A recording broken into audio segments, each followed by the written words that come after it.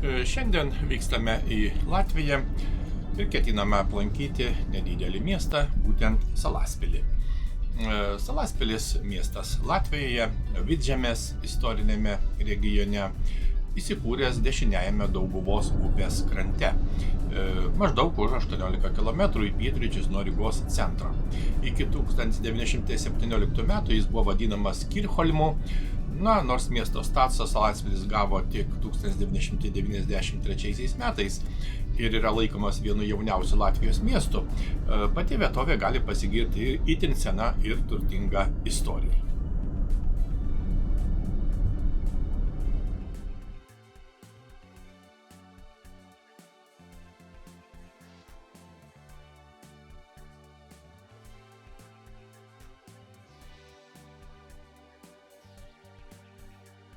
Taip, šiandien atvykome į Latviją, į Salaspilio miestą. Miestas yra nedidelis, taip pat yra netoli Rygos, 15 maždaug 20 km nuo Rygos ir šalia Dauguvos upės. Iš tikrųjų įdomus, savotiškas miestelis, nėra didelis, gyventojų apie 17 tūkstančių, tačiau manoma, kad tai yra viena seniausių Latvijos gyvenviečių ir čia žmonės gyvena jau prieš maždaug 11 tūkstančių metų. Miestelis turi savo gana ilgą istoriją. 1605 metais, pavyzdžiui, rugsėjo 27 dieną, čia vyko didysis vadinamas Salaspilio mūšis, kuomet Lietuvos Didžiosios kunigaikštystės kariuomenė sumušė užpalikus švedus ir taip apsaugojo Lietuvą ir Latviją. Iš tikrųjų labai svarbus, reikšmingas istorinis įvykis. Taip pat yra hidroelektrinė ant Dauguvos upės kranto. Ir yra bene vienas didžiausių Baltijos šalyse botanikos sodų, Salaspilio botanikos sodas. Taip pat dar reiktų paminėti, kad Antrojo pasaulinio karo metais čia buvo koncentracijos stovykla, gana didelė koncentracijos stovykla, nužudyta keletas tūkstančių žmonių. Tai buvo be abejo vokiečių nacistų koncentracijos stovykla. Taip kad Salaspilis turi išties įvairiapusę, sudėtingą ir kartu įdomią istoriją. Pasivaikščiosime, apžiūrėsime, papasakosime kaip visuomet. Lai dzīvo Lietuva ir Latvija.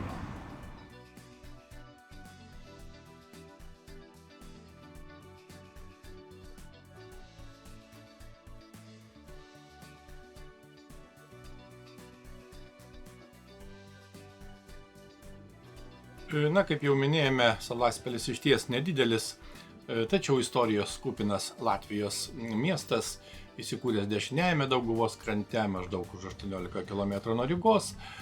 Miesto statusą jis gavo palyginti nesenai, tik 1993 metais.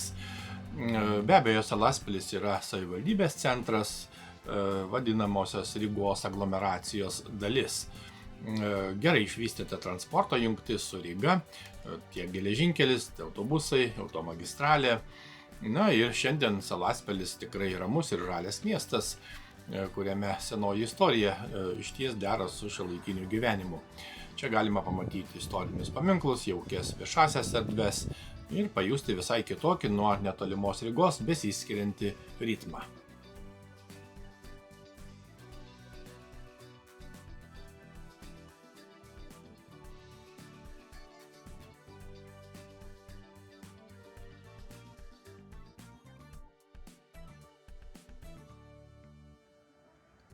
Matome gana naują bažnyčią, tai Salaspilio Martyno Liuterio evangelikų liuteronų bažnyčia, šiuolaikiškas miesto sakralinis akcentas. Dabartinė bažnyčia baigta statyti 2015 metais, po daugelio dešimtmečių pakeitusi sovietmečiu sunaikintą senąją Šventojo Jurgio bažnyčią.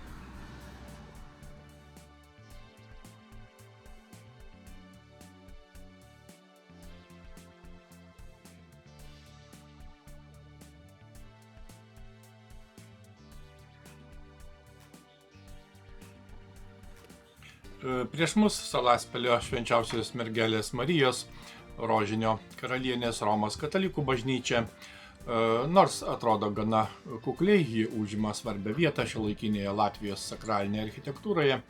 Tai pirmoji šalyje didelė modernaus tipo katalikų bažnyčia pastatyta po nepriklausomybės atkūrimo.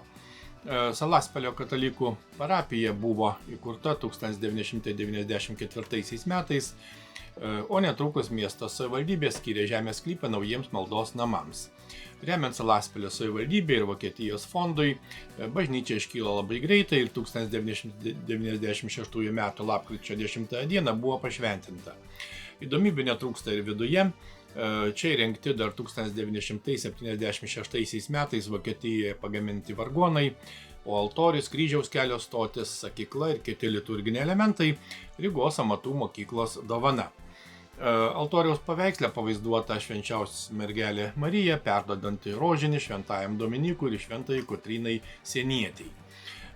Taigi ši bažnyčia ne šimtmečio senumo paminklas, bet gyvas naujausios Latvijos istorijos ir atgimusio religinio gyvenimo simbolis. Išties moderni šiuolaikinė architektūra, bažnyčia pasižymi puikia akustika, todėl joje reguliariai rengiami koncertai.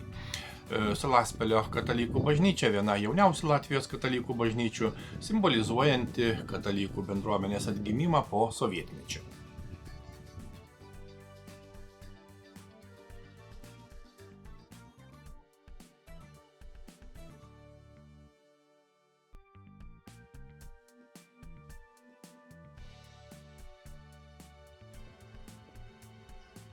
Taigi, tęsame kelionę, keliaujame toliau.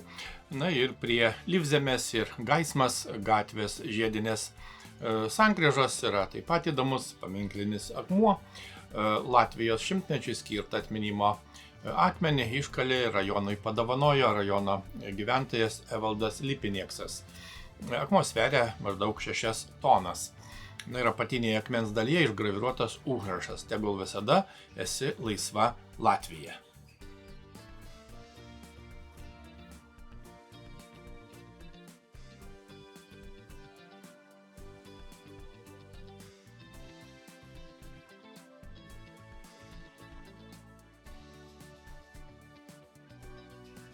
Taip pat matome šventojo didžiojo kankinio Jurgio nugalėtojo stačiatikių bažnyčią. Yra vienas ryškiausių Salaspilio taip pat sakralinių pastatų.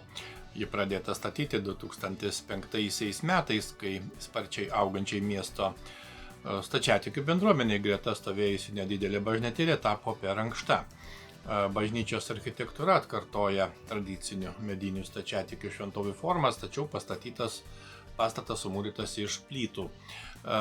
Jo siluetą puošia auksiniai svogūno formos kupolai ir varpinė, todėl bažnyčia iš karto patraukia akį. Reguliarios pamaldos čia vyksta nuo 2012 metų, o 2018 varpinę papildė 5 nauji varpai.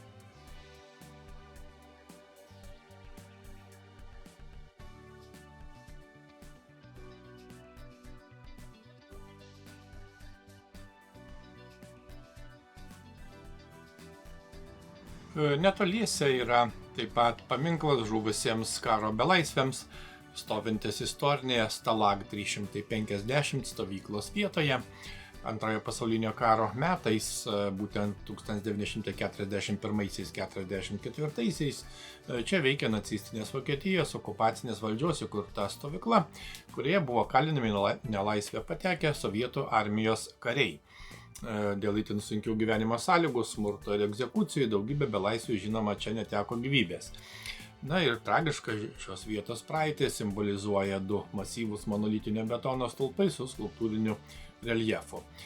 Griežtos monumentalios jų formos primena nelaisvę, žmogus slegiančią karo naštą ir žinoma tūkstančius nutrūkusių gyvenimų. Paminklas buvo atidengtas 1969 metais.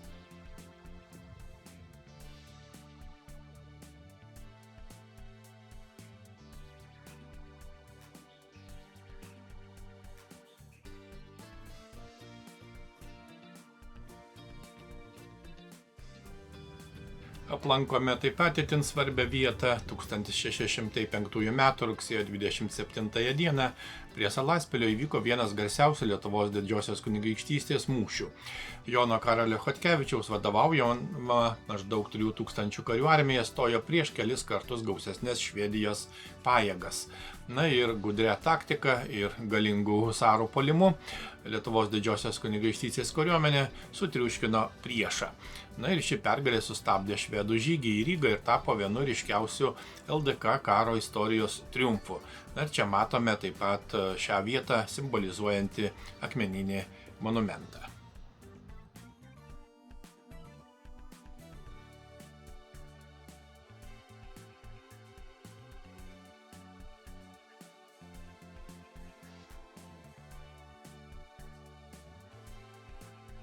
Prie pat Dauguvos stūkso ir Salaspilio Šventojo Jurgio bažnyčios griuvėsiai, vienas seniausių šio miesto istorijos liudininkų.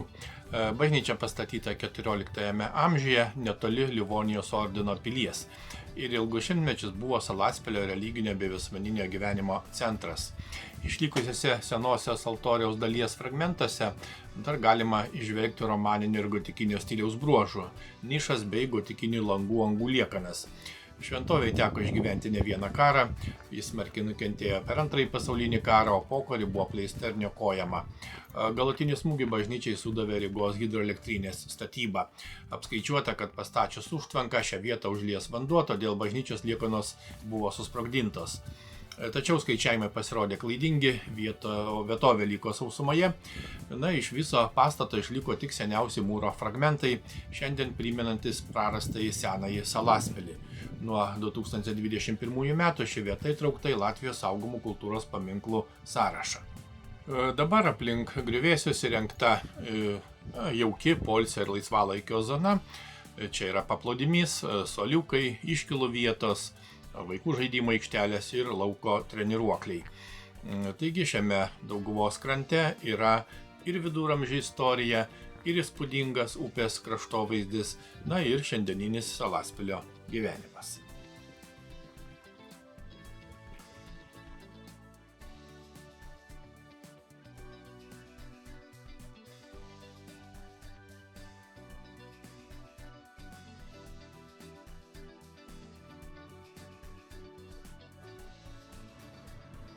Salaspilio geležinkelio stoties skvere stovi vienas iš šiuolaikinių miesto simbolių – originalaus dizaino miesto laikrodis. Jo meninę idėją sukūrė žinomas latvių dizaineris Richards Funts, įkvėptas čia pat einančio geležinkelio. Metalinė variu dengta skulptūra ne tik rodo tikslų laiką, bet ir lauko temperatūrą. Sutemus jos ciferblatai apšviečiami, todėl laikrodis išlieka gerai matomas. Na ir šiandien tai tikrai puošnus Salaspilio centro akcentas ir išties patogi susitikimų vieta tiek keliautojams, tiek miestiečiams.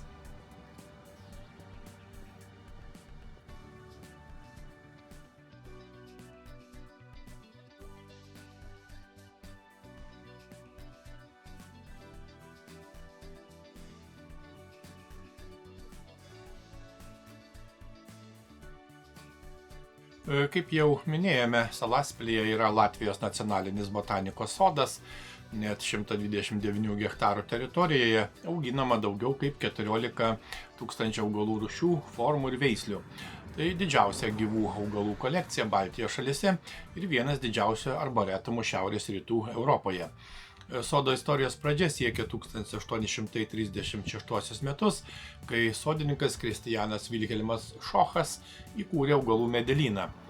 Dabartinis botanikos sodas Salaspilyje pradėjo veikti 1956, o 1992 metais jam suteiktas nacionalinio botanikos sodo statusas. Čia galima pasivaikščioti tarp įspūdingų medžių, gėlynų ir sezoninių ekspozicijų, o didžiulėje oranžerijoje pamatyti tropinių, subtropinių bei dykumų augalų.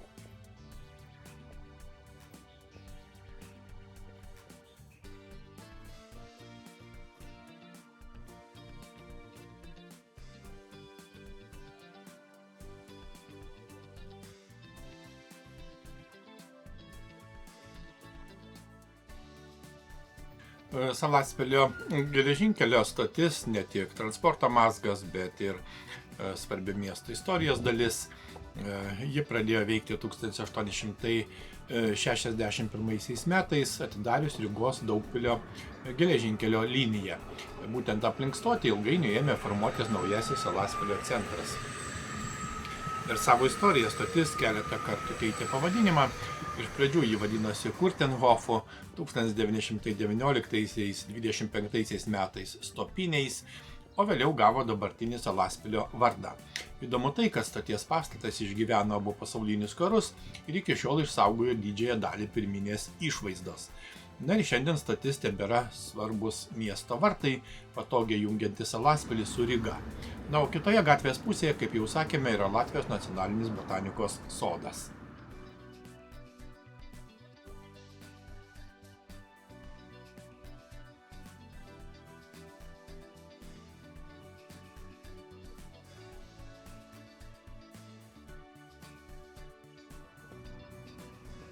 Na, prieš mus taip pat naujoji Salaspilio koncerto salė, įrengta išties net pažįstamai pertvarkius sovietmečio kultūros namus Energetikas.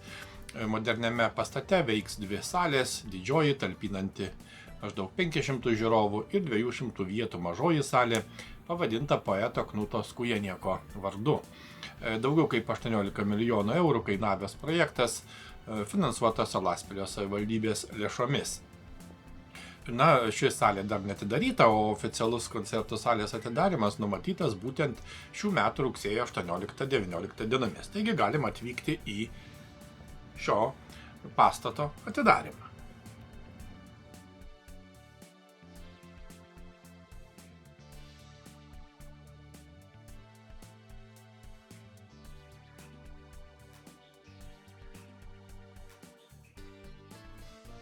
Salaspilio istorija prasideda išties anksčiau, nei atsirado pats miesto vardas. Archeologiniai radiniai prie Salaspilio Laukskolos rodo, kad žmonės šiose Dauguvos pakrantėse apsigyvena jau prieš maždaug 11 000 metų. Vėliau čia kūrėsi baltų gentis ir Dauguvos lyviai, o pati upė tapo svarbiu prekybos bei susisiekimo keliu, kuriuo plaukė vikingai, pirkliai, misionieriai ir žinoma kariai. Rašytinėse šaltinėse vietovė pirmą kartą minima 1186 metais, kai Holmo saloje buvo pastatyta pilis. Iš saloje stovėjusių pilies ir bažnyčios kyla pavadinimai Salaspilis ir Kirchholmas. Viduramžiais dėl šių žemių varžėsi Rygos arkivyskupas ir Livonijos ordinas, todėl čia buvo statomos, užimamos ir griaunamos pilys. O 1605 m. rugsėjo 27 dieną, kaip jau minėjome, Salaspilio vardas nuskambėjo visoje Europoje. Jono Karolio Chodkevičiaus vadovaujama mažesnė Lietuvos didžiosios kunigaikštystės kariuomenė sutriuškino švedus.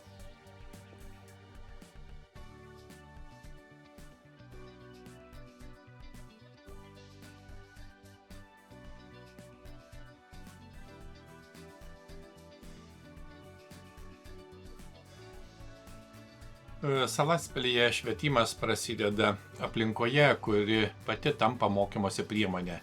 Puikus to pavyzdys – 7-asis vaikų darželis, atidarytas 2024 m. rugsėjį. Tai pirmasis Latvijoje 2 aukštų vaikų darželis, visas pastatytas iš medžio. Ir pirmasis Baltijos šalyse viešasis pastatas gavęs pasyvaus namo sertifikatą.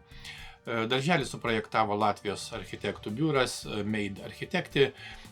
Kuriant pastatą daug dėmesio skirta ne tik išvaizdai, bet ir energijos taupimui, mažai taršioms bei perdirbtoms medžiagoms ir sveikam patalpų mikroklimatui. Medinės konstrukcijos čia nėra slepiamos, jos tapo svarbia interjero dalimi, suteikiančia erdvėms šilumos ir jaukumo. 2025 metais projektas pelnė pagrindinį Latvijos architektūros apdovanojimą Grand Prix. Pastate įrengta 12 vaikų grupių, kiekviena jų turi atskirą įėjimą iš lauko, todėl rytais ir vakarais išvengiama didelio žmonių srauto vienoje vietoje. Darželio centre įrengta daugiafunkcinė amfiteatro erdvė, kasdien naudojama kaip valgomasis, o per šventes virsta salė su scena ir sėdimomis vietomis. Lauko teritorija suskirstyta į skirtingas žaidimų, judėjimo, gamtos pažinimo ir kūrybos zonas. Ugdymas čia paremtas skandinaviškais principais, skatinamas vaikų savarankiškumas, praktiniai gebėjimai, pagarba aplinkai ir atsakomybė už savo sprendimus. Na, o vyresnių vaikų ugdymui svarbi Salaspilio pirmoji vidurinė mokykla, duris atvėrusi 1967 metais. Iš pradžių joje veikė latvių ir rusų mokymo srautai, tačiau nuo 1973 mokymas vyksta latvių kalba. Šiandien mokykla pabrėžia bendradarbiavimą, pagarbą ir bendrą atsakomybę, tai yra vertybės, kurios jungia skirtingus Salaspilio švietimo etapus nuo darželio iki vidurinio išsilavinimo.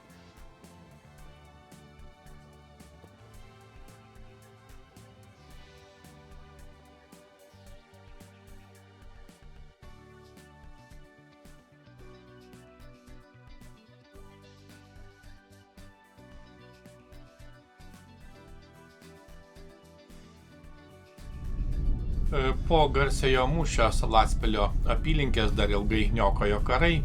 17 amžiuje čia įsitvirtino švedai, buvo statomi dideli kariniai tvirtinimai, o trumpalaikė veikė viena pirmųjų vidzemės metalo manufaktūrų.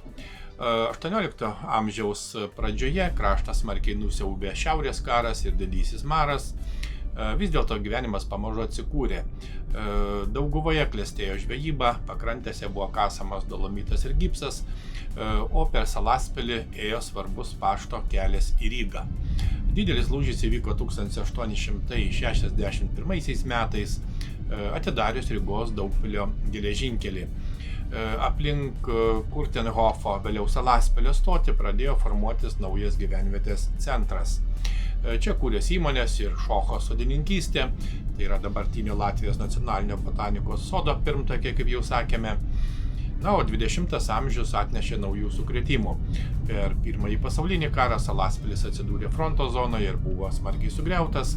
Antrojo pasaulinio karo metais čia veikė nacistinės okupacinės valdžios įkurtos karo belaisvių bei kalinimų ir priverstinio darbo stovyklos. Šias tragedijas šiandien primena Salaspilio memorialas, paminklai ir žinoma karių kapinės.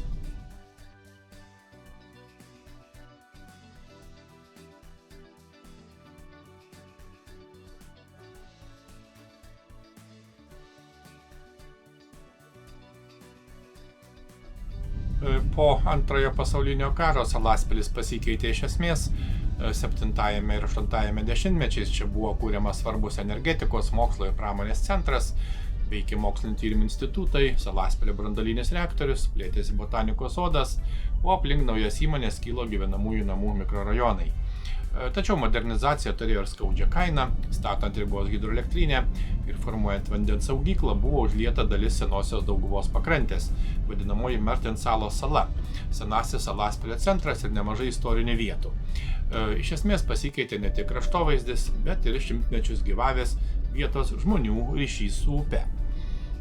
Atgimimo metais Salaspilyje aktyviai veikė Latvijos liaudies frontas, o 1991 rugpjūčio pučo metu iš čia slapta transliavo nepriklausomas Latvijos radijas. 1993 m. lapkričio 23 d.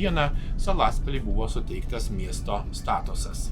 Na, o šiandien, kaip matome, tai tikrai žalias, erdvus, augantis ir su Ryga glaudžiai susijęs miestas, kuriame galima rasti viską - ir senąją istoriją, ir karo atmintį, taip pat mokslą, žinoma, gamtą ir šiuolaikinį miesto gyvenimą.